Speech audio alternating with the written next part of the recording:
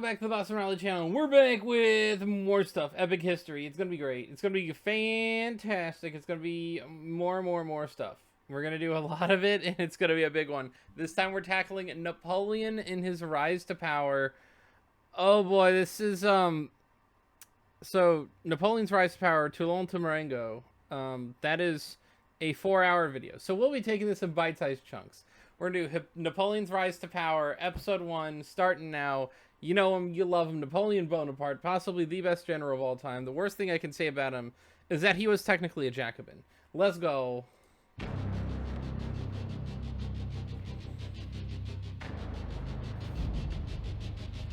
It was in Toulon that my reputation began. Napoleon Bonaparte. Let's go. Toulon. In the summer of 1793, the French Revolution was entering its 4th year, and France was on the verge of anarchy. So a bit quick background for those of you who don't know. Just going to do a very brief synopsis. France didn't like how overly decadent and degenerate their ruling class was. All the kings and the leaders and all that stuff. They didn't like any of that. So they're like, yeah, we'll just throw them over. Kind of like how they did in America just a couple decades before. This is late 1700s, so this is only about a decade and a half, maybe less, outside of the American Revolutionary War. France decided, we'll start overthrowing people, but theirs was more disgusting and bloody because they were just trying to get rid of the ruling class, not a foreign ruling class, but a local ruling class. And they got rid of the king, and they put in the Jacobins, and those guys were bad. In Paris, political extremists had seized control of the revolution. Look at I don't know if you can see behind me. We've got Saint Just, whoever that guy is. Look at Robespierre. Look at how mush faced he is, and then look at Danton, and he is just a absolute brick face. They guillotined the king and imposed a reign of terror that dealt summary justice to all suspected enemies of the revolution. Yuppers. Hoping... Oh, we got a map! I love maps. You know I love maps. But yes, you know I love maps, and this is a good map. It shows you some interesting stuff. We have the Habsburg Austro-Hungarian Empire, effectively speaking, in like sort of not quite stringent lines, but fairly similar to what it was. The Ottomans, who had completely taken over the entirety of like the Baltic region or the Balkan region, and as well as parts of like Romania, all the way up to modern day Ukraine, and Habsburg, Poland. The Polish had an empire for a little while. The Prussians kind of controlled large swaths of Germany and Poland as well. There were just a lot of different places that were kind of, you know, they're just shattered into a bunch of pieces. You had all these different places: Bohemia, Bavaria, the Papal States, Tuscany, Sardinia, Kingdom of Naples. That's an interesting one. United Provinces. There's I think it was Austrian Netherlands was like Belgium or something like that. There's a lot of stuff there. There's a lot of stuff, and obviously, like, you know, Iberia, Spain, Portugal. We got the British Isles, the Scandinavian areas. That's fairly similar still, except that the Russians had Finland, I think, at that point. But this is a big Central Europe smackdown about to happen. To unify the new republic, France's leaders had declared war on the Habsburg Empire. Yep. But the conflict quickly widened, and soon France was facing the combined might of Europe's leading powers, determined to stamp out her dangerous political experiment. We got Britain, Austria, Prussia, Sardinia, and Spain all kind of going after France at the same time. This is, I believe, the first coalition, is not? Meanwhile, whole regions of France had come out in open revolt, horrified by the new extremism of the revolution. In August, the Republic suffered a further, potentially fatal blow when the city of Toulon joined the revolt. So Toulon is like this really small little piece of France all the way at the bottom, kind of just sitting on the Mediterranean, really. I think that becomes very relevant in this fight, if I'm not mistaken. But the Royalists, I actually Funnily enough, it is a weird thing that I'm a big fan of Napoleon Bonaparte, and like I said, the worst thing I can say about him is that he's technically a Jacobin. The thing that I don't like is I don't like the French Revolution. I don't like everyone. I like Napoleon in this whole time period. I do not like anyone else. I do not like the monarchists who, it's for lack of a better word, completely bumfungled their position in France by letting things get as bad as they did, which led to the bloody massacre of a revolution they had. The French Revolution, of course, I don't like the Jacobins because they're disgusting, and they always keep chopping heads, man. They just gotta keep chopping the heads. I'm not into that. I ain't into none of that. But I do like Napoleon. He's great. Let's watch Napoleon. Toulon was France's largest and most important naval base in the south, home to a third of the entire French Navy. It's a lot. But now, rebels welcomed their old enemy, the British Royal Navy, into the port, led by Admiral Lord Hood, aboard HMS Victory. It was an extraordinary coup. Without a shot being fired, the Allies had crippled French naval power in the Mediterranean and gained a vital toehold on the French coast. Not even a foothold. We're calling this one a toehold? I feel like it's a foothold. All French forces in the area were immediately diverted to face this new threat and lay siege to the rebel port. 19,000 troops in all. But since most French officers had been aristocrats who were now fleeing the revolution in large numbers, they were seriously short of professional leadership. Their commander, General Jean-François Carteau, was a loyal Republican, but a court painter by trade with no military training. To make matters worse... You know, what's interesting is funnily enough, unlike a lot of other times in history, what we called Republican were like French Republic. That's what they had wanted. That is referring not to anything of American politics, but of literal just wanting a republic rather than a monarchy. So it's a bit interesting how terms change country to country. One of his few professional officers, his artillery commander, Colonel Martin, had been badly wounded on the approach to Toulon. Antoine Salicetti, a Corsican deputy of the National Convention in Paris, recommended as his replacement a fellow countryman, a 24-year-old artillery officer who was passing Toulon en route to the front, named Napoleon Buonaparte, or Bonaparte. Bonaparte was a professional soldier, but he'd seen almost no active service. Nevertheless, Salicetti was impressed by his manner, and most of all, his politics.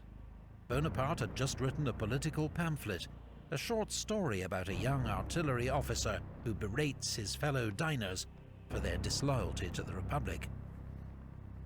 General Carteau thought it wise to accept Deputy Salicetti's recommendation. One can remain 24, if necessary 36 hours without eating, but one cannot remain 3 minutes without gunpowder. Napoleon Bonaparte.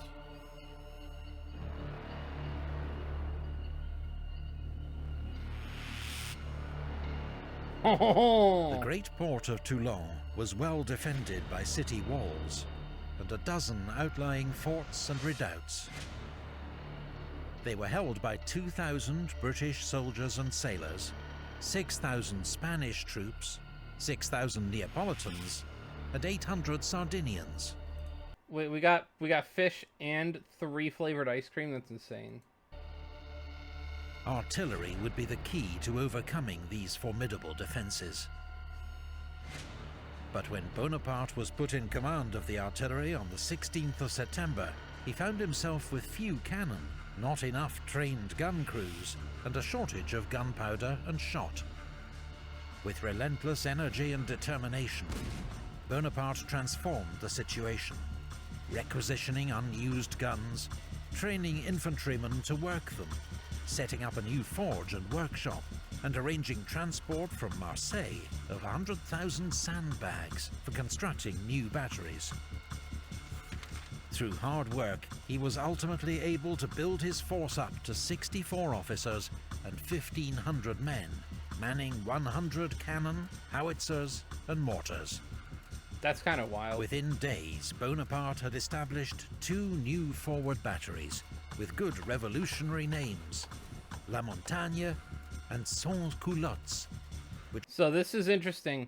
What you're seeing kind of being crafted here, what I believe, is that he's getting open air for the cannons. He's gonna have guns mounted all the way over here to the the eastern part here.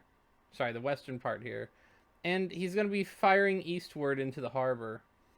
And, well, I'm assuming it's a harbor. I mean, I technically don't know, but it seems like a harbor or alcove of some kind. Maybe the Toulon port is quote-unquote the harbor. But he's got, like, an interesting little scenario here. I believe what's usually the ideal strategy right now is find anywhere that you can plant guns up high with good range, start shelling the ships. If you can cut off supplies, you can kind of keep Toulon. You can kind of surround them and starve them out. That might be what I would think to do in this kind of scenario, because you can cut off that route, that transit, by having ships barreled down on by gunfire, cannon fire, etc. And then you keep the harbor closed on them, and that's usually how you get an advantage. So I want to know what Napoleon does here. Brought Toulon's inner harbor within range, yeah, and forced Admiral Hood to move all his ships closer to the port. Oh! Bonaparte also came up with a plan, one that would allow the French to bypass most of Toulon's defences and secure the rapid victory the Republic so desperately needed. This is a game of chess. What he did, if you saw back there, he forced his opponent into a different position. That's actually very smart. Bonaparte argued that if Fort L'Aiguillette could be captured, which looked out across the harbour, he could fill it with heavy guns and shell the British and Spanish fleet at anchor. Admiral Hood would be forced to abandon the port and take with him the Allied soldiers that Toulon relied on for its defence. Oh, that's beautiful.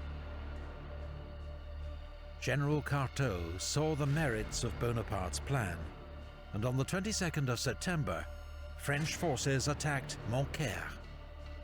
But to Bonaparte's exasperation, while he'd argued for an attack by 3,000 men, the indecisive Carteau committed only 400. Yuck. Not only was the attack easily repulsed, but it alerted the Allies to the danger.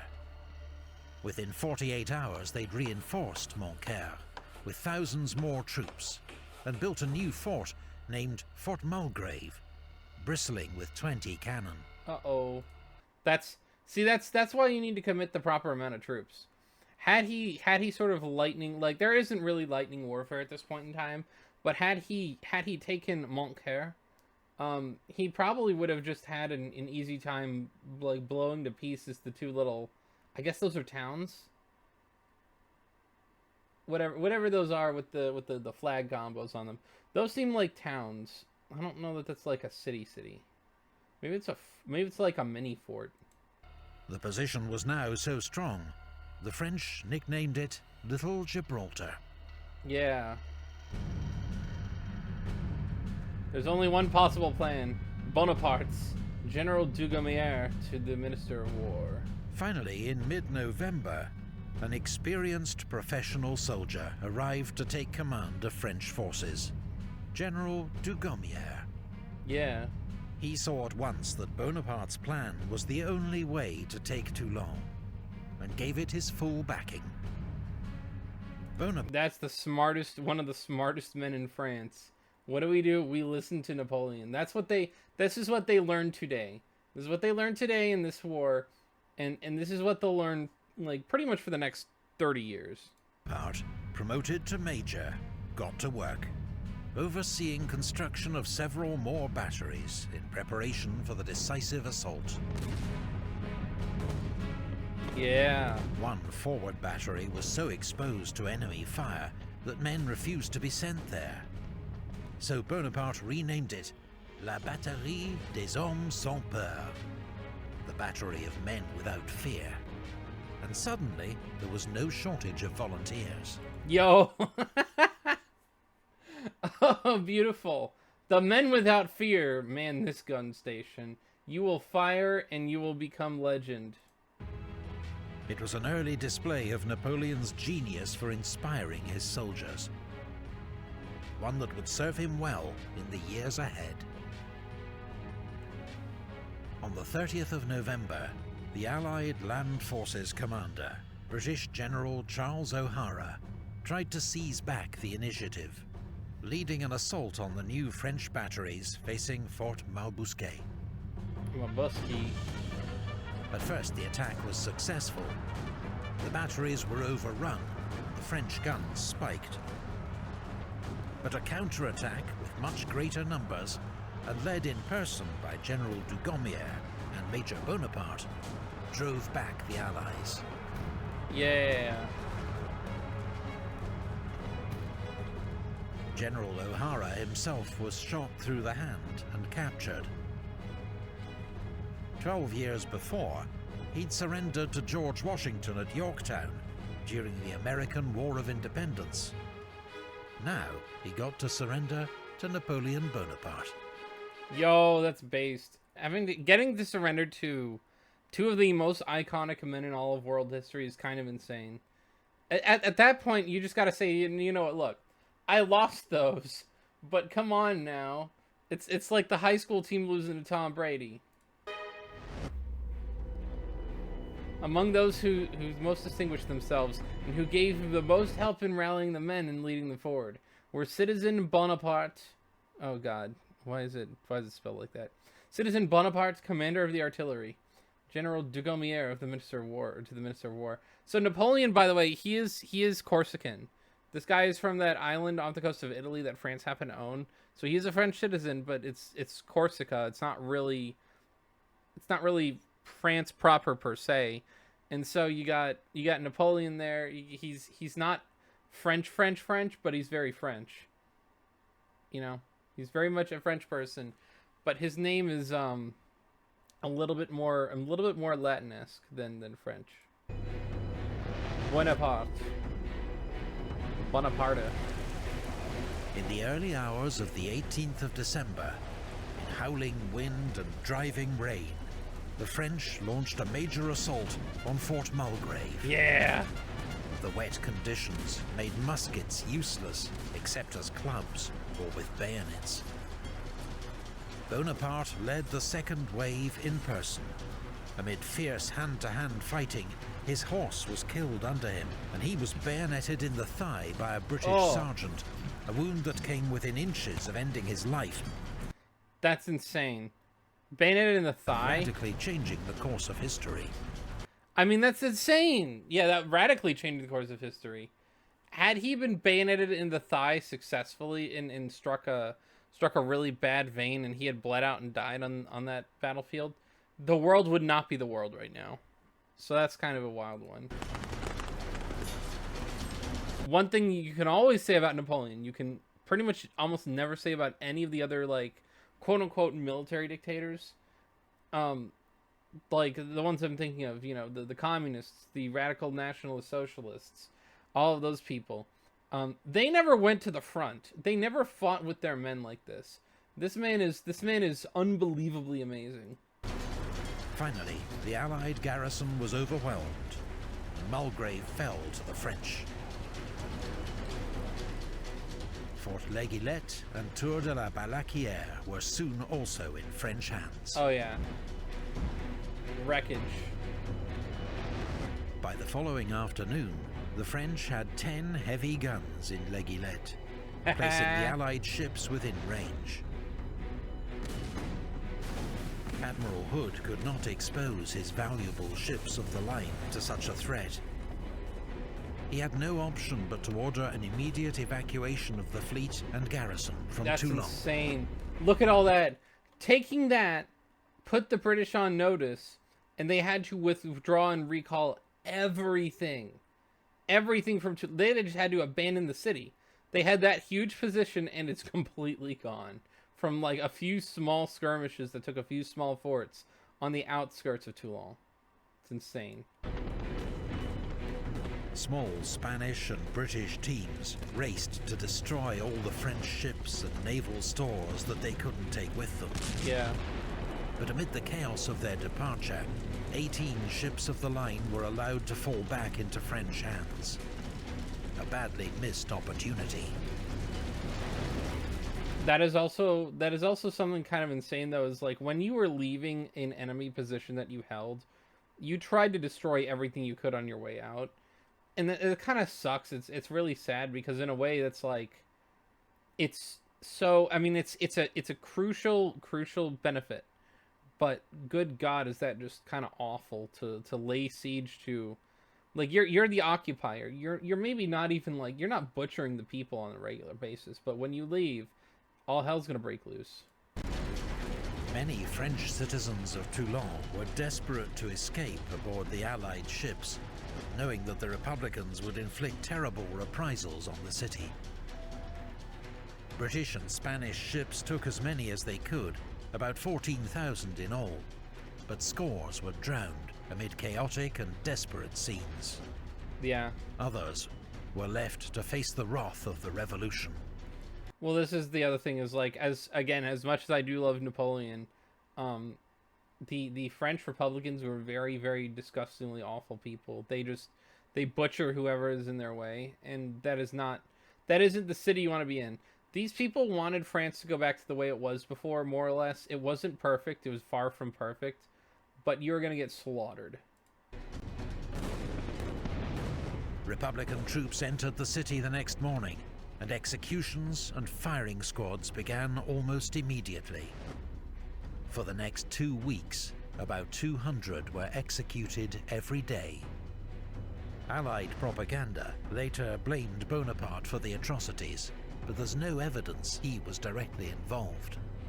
Well, this is the thing, is that Napoleon was not nearly, like, again, the worst thing I can say about him is that he is a Jacobin, but he was not ever directly involved in almost any of these atrocities when it came to French people.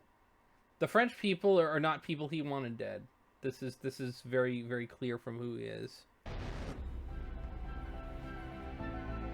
My predictions were exactly fulfilled. Such is the history of this event, which so greatly astonished Europe, and has never been so well understood. Napoleon Bonaparte.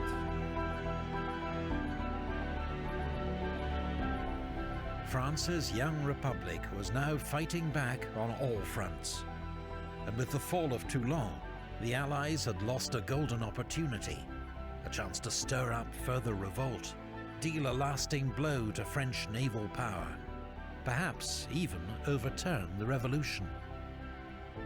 But instead, the French Republic had weathered one of its greatest storms, in no small part thanks to the remarkable judgment, energy and courage of one 24-year-old artillery officer, now promoted Brigadier General in recognition of his extraordinary service at Toulon. Napoleon Bonaparte had taken his first step on the path to greatness.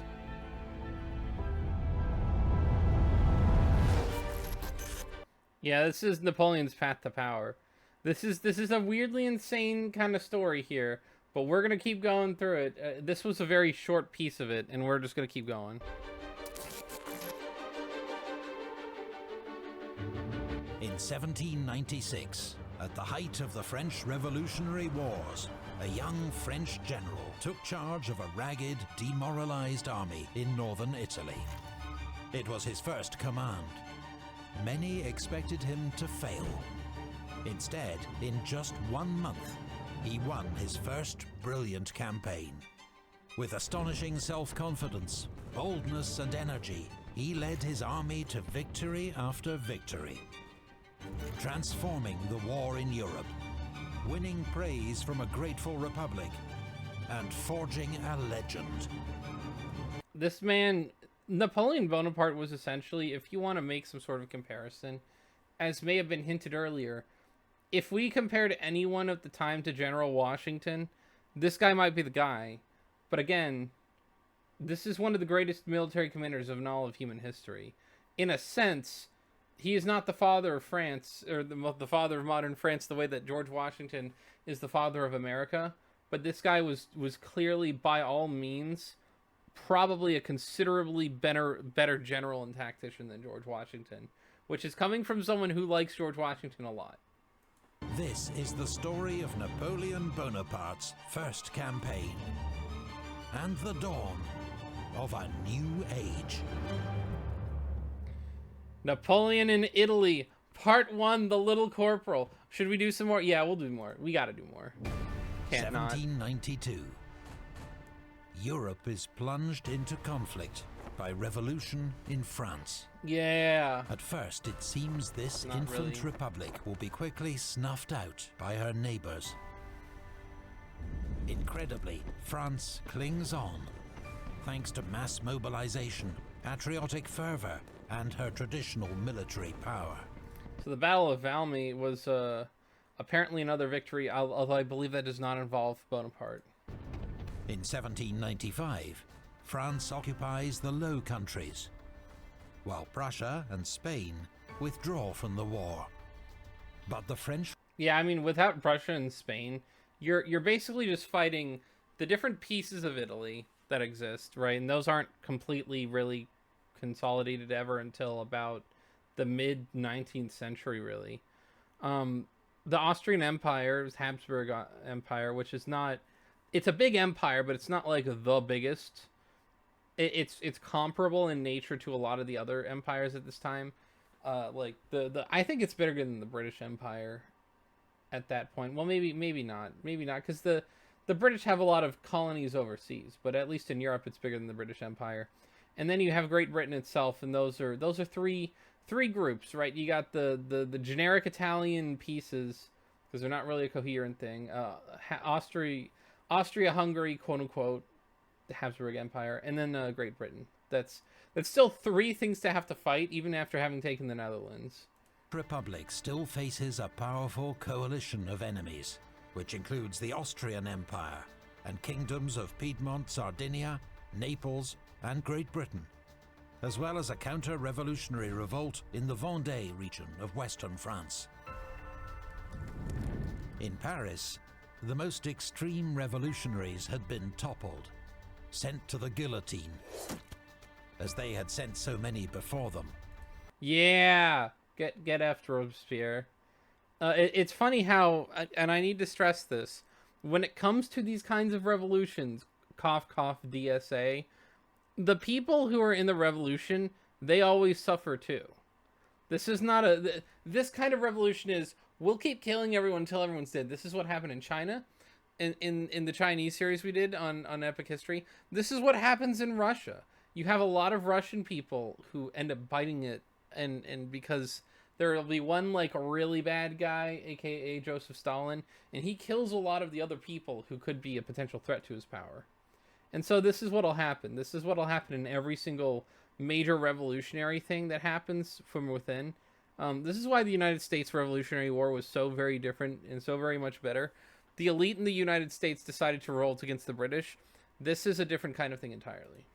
France is now governed by the Directory, a more moderate five-man committee, which quickly wins a reputation for corruption and inefficiency.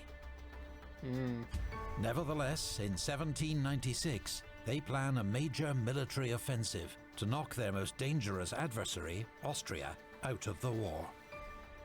The two main efforts will be made along the Rhine by powerful armies under General Jourdan and General Moreau. A third effort, of which much less is expected, will be made in northern Italy. The French Army of Italy is a poor cousin, starved of money and supplies, stripped of troops to reinforce French forces on the Rhine. But its fortunes are about to change. Guess who they get as their commander? It doesn't matter. As long as an army exists, this guy will make it work.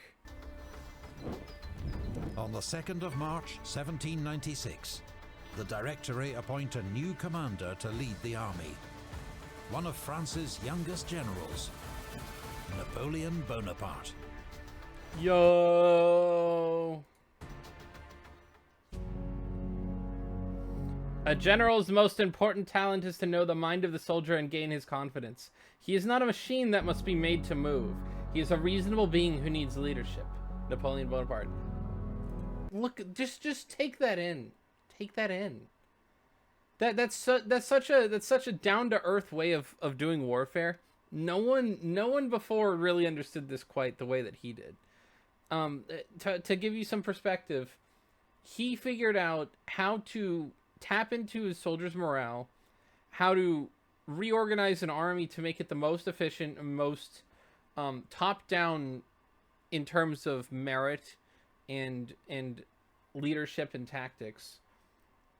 This was not a thing. I mean, it wasn't not a thing ever, but it was basically not a thing before this. You just had people. You had people in these armies. You had like a leader, some sort of like a baron, a lord of some kind. He goes and takes his army to go fight. It's like a hunting crew, but like for people. It's not anything quite as advanced. And Napoleon really does a number to make that so much better.